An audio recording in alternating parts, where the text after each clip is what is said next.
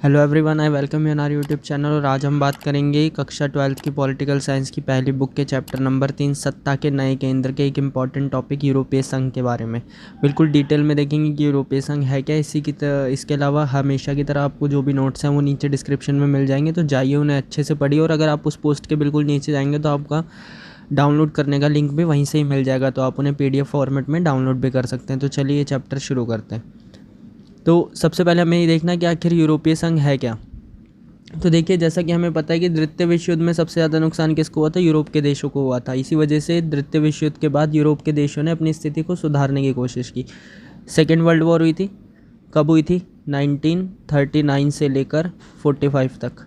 तो ऐसे में सबसे ज़्यादा नुकसान किसको हुआ था? यूरोप के देशों को, क्योंकि जितने भी बड़े बड़े देश थे, कौन कौन से देखिए, ब्रिटेन हो गया, इटली हो गया, इटली के अलावा जर्मनी हो गया, जर्मनी, ये सब देश कहाँ के थे? यूरोप के थे। तो इनको सबसे ज़्यादा नुकसान हुआ था। तो इसी वजह से इन्होंने खुद को सुधारने के लिए एक संगठन बनाने की सोची, ताकि एक साथ मिलकर अपना क्या कर सके? विकास कर सके। तो इसी चीज़ को देखते हुए इनके विकास के लिए अमेरिका ने इनकी मदद की, यानी उन्होंने एक व्यवस्था बनाई और इसी से बना क्या? यूरोपीय संघ। तो हुआ क्या कि द्वितीय विश्व युद्ध में यूरोप के देशों को बहुत ज़्यादा नुकसान हुआ, तो उस नुकसान की भरपाई करने के लिए, अच्छे से विकास करने के लिए उन्होंने क्या किया? एक संगठन बनाया जिसका नाम क्या था? यूरोपीय संघ था। तो यूरोपीय संघ है क्या? देखिए, जो ये पीला वाला हिस्सा दिखाई दे रहा है आपको, ये है यूरोप, और यहीं पर ये है क्या? हमारा यूरोपीय संघ। इसे इंग्लिश में क्या बोला जाता है? यूरोपियन यूनियन, और शॉर्ट में इसे EU बोलते हैं।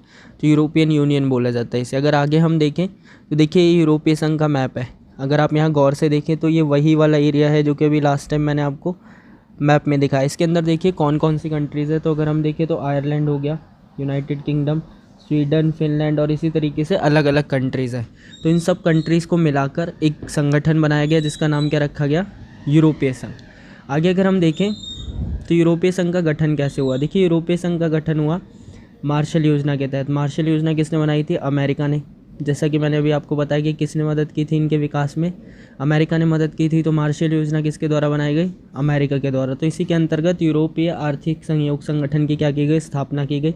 इसके बाद 1949 में यूरोपीय परिषद का गठन किया गया।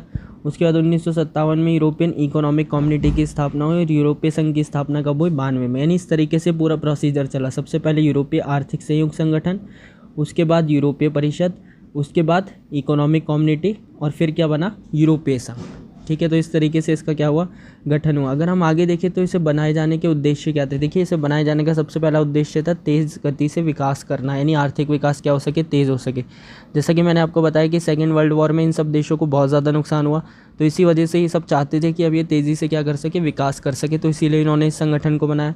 दूसरा उद्देश्य क्या था? आपसी सहयोग, यानी एक दूसरे का सहयोग करके एक साथ आगे बढ़ सके, और साथ ही साथ समान विदेश नीति रखें। विदेश नीति का मतलब होता है कि एक पर्टिकुलर देश अपने पास वाले देश से कैसे संबंध रखता है।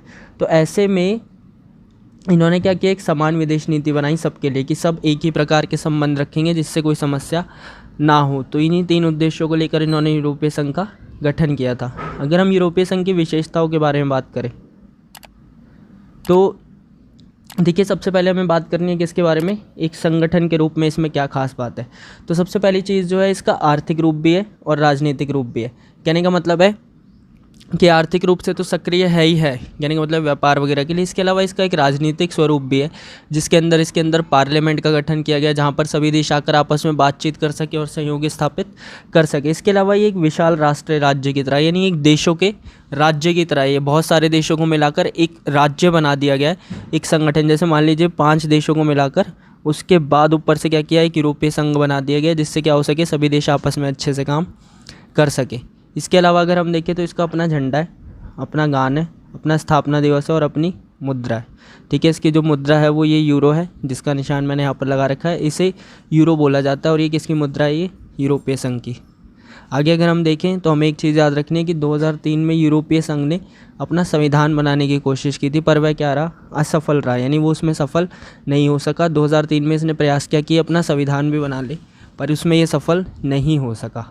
अगर आगे हम देखें तो ये है यूरोपीय संघ का झंडा। जैसे कि मैंने आपको बताया कि यूरोपीय संघ का अपना झंडा है, तो एक इंपॉर्टेंट चीज़ है। देखिए, ये जो दिख रहा है आपको, ये यूरोपीय संघ का झंडा है। इसकी खास बात क्या है? देखिए, जो यूरोपीय ध्वज है वो क्या है? यूरोपीय संघ का प्रतीक है। इसी के अलावा इसके अंदर नीले रंग के ऊपर 12 स्वर्ण के सितारे हैं, यानी गोल्डन कलर के क्या है, सितारों का एक चक्र है। और ये क्या दर्शाता है, यूरोप के बीच एकता और एकजुटता को दर्शाता है। ठीक है, ये आपको याद रखना है। आगे अगर हम देखें तो यूरोपीय संघ की आर्थिक विशेषताएं क्या क्या है, तो देखिए 2005 में विश्व की ये सबसे बड़ी अर्थव्यवस्था बनकर उभरा।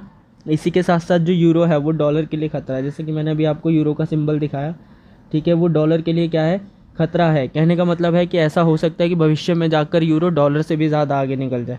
इसके अलावा जो इसका सकल घरेलू उत्पाद है वो 12,000 अरब डॉलर से भी ज़्यादा है, यानी जो टोटल ये जितना प्रोडक्शन करते हैं वो 12,000 अरब डॉलर से भी ज़्यादा है, जो कि अमेरिका से भी थोड़ा सा ज़्यादा ही है। और इसके अलावा विश्व व्यापार के अंदर इनकी भागीदारी अमेरिका से भी 3 गुना ज़्यादा है, यानी जितना विश्व व्यापार वर्ल्ड में व्यापार अमेरिका करता है उससे भी 3 गुना ज़्यादा व्यापार कौन करता है, यूरोपियन यूनियन करता है।